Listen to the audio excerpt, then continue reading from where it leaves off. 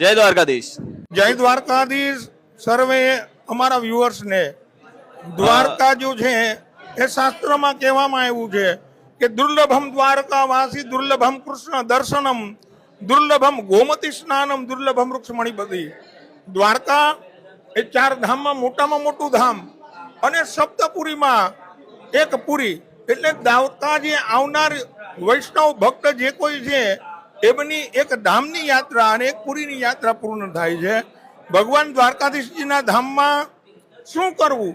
પ્રથમ ભગવાન દ્વારકાધીશજીના દર્શન, ગંગા ગોમતી સ્નાન, માર્જન અર્ચન તર્પણ અને ત્યારબાદ અન્નદાનનું મોટું માતમ સુદામાજીએ પણ અહીંયા ભગવાન કૃષ્ણને એટલે કે દ્વારકાધીશજીને અન્નદાન કર્યું હતું। તો અન્નદાનનું માતમ છે। અન્નદાનમાં આપ પ્રત્યક્ષ જોઈ રહ્યા છો કે આ તુલાદાન થઈ રહ્યું છે। આપણા શરીરની બારોબાર તુલાદાન થાય, બરોબર।